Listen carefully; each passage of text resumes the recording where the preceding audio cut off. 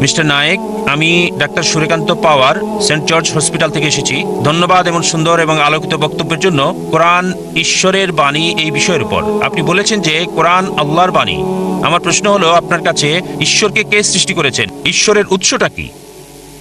ভাই খুব সুন্দর প্রশ্ন করলেন যে যদি কোরআন ঈশ্বরের বাণী হয় তাহলে ঈশ্বরের স্রষ্টা কে।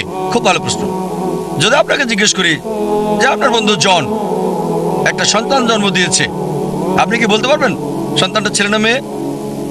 আপনার বন্ধু জন হাসপাতালে একটা সন্তান জন্ম দিয়েছে, সন্তানটা ছেলে নাকি মেয়ে বলতে পারবেন? অনুমান করে বলেন। না, ছেলে না মেয়ে বলতে পারছি না। সরি, অনুমান করতে পারছি না। চেষ্টা করেন। 50% হলো বলেন। হ্যাঁ, 50 ভাগ, অর্ধেক সম্ভাবনা। ঠিক আছে, বলেন। ছেলে। ছেলে।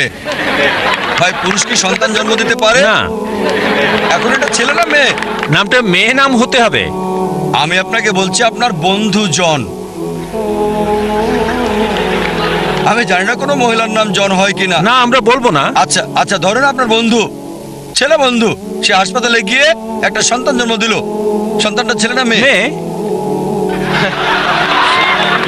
পুরুষ কি সন্তান জন্ম দিতে পারে? না।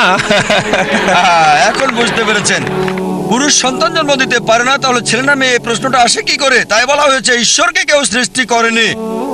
আপনার প্রশ্ন কে ঈশ্বরকে সৃষ্টি করেছে, আমার প্রশ্নের মতো যে পুরুষটার সন্তান জন্ম দিয়েছে হাসপাতালে, সেটা ছেলে নাকি মেয়ে, প্রশ্নটাই অযৌক্তিক। কারণ আমরা জানি যে পুরুষ সন্তান প্রসব করে না, তাহলে ছেলে না মেয়ে এই প্রশ্ন আসে কি করে? তাই বলা হয়েছে ঈশ্বরকে কেউ সৃষ্টি করেনি। প্রত্যেক সৃষ্টির একজন স্রষ্টা থাকে, ঈশ্বরের কোনো স্রষ্টা নেই। তাই নাস্তিকের সাথে তর্কের সময় কখনোই বলি না যে সবকিছুরই স্রষ্টা আছে।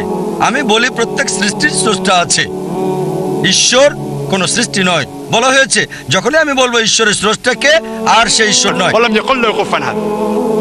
তার সংজ্ঞা হচ্ছে আল্লাহর কোনো স্রষ্টা নেই। আশা করি উত্তরটা পেয়েছেন।